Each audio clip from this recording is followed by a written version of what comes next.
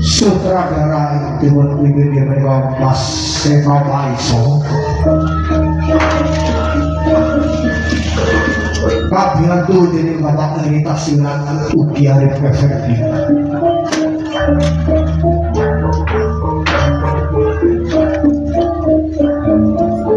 pimpinan karawitan mereka kasih dengan mereka bapak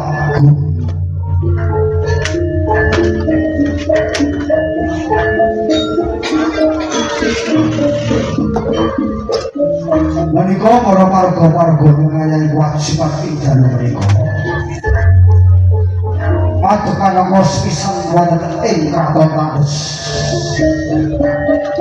Prabu Purbakusuma katindakaken dening Maisa Sena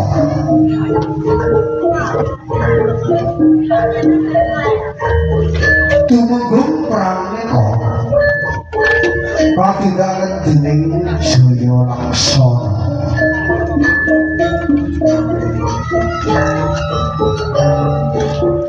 Pangeran Gorawangsa katindakan dening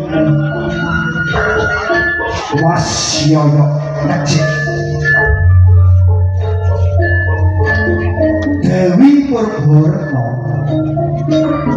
katindakan menika Pak Julia Juliet katindakan Seniman saking keluarga Kedoprak Risma Kunjara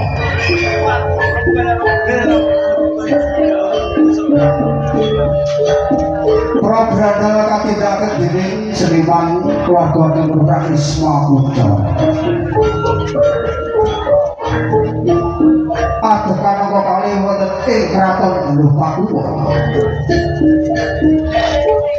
Prabu Setyabawana katindakan dening Bapak Sarya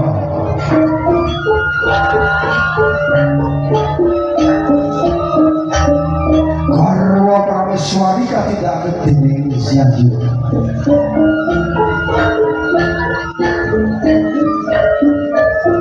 Patih Setyokuno katindakaken dening Heri Taslima.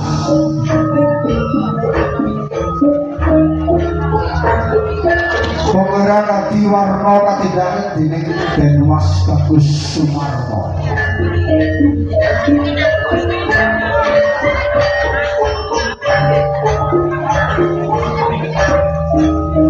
Adegan salajengipun wonten ing Kepatihan.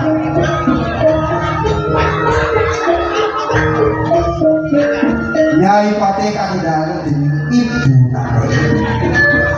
Pangeran Handaka katindakaken dening Empek Tasya.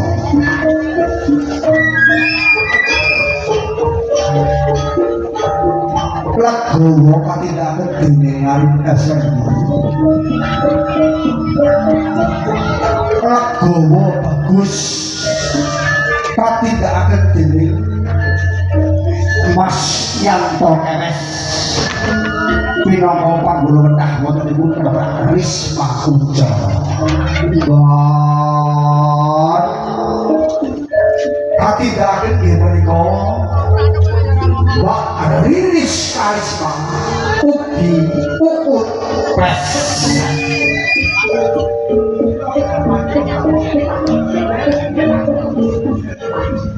Arpat utawi dagelan katindakaken pelawak-pelawak senior saking Pati Bumi Narani. Wontenipun Cak Kunyit ugi Bapak Untik Nata-Nata.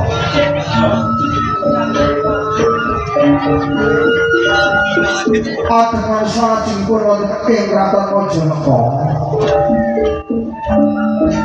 Dewi Kecanawati katindakaken dening Elisabeth. Patih Haryo Jatrika katindakaken dening Pak Diono.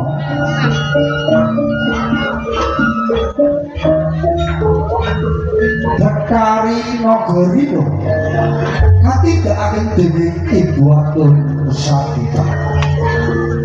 Sugeng mirsani pagelaran Dokrak Risma Kunjara kanthi niki gelar lampan Legawa Siksa ing siang punika. Pramila monggo mirsani pagelaran Dokrak Risma Kunjara Jaya-jaya salamina. Matur nuwun.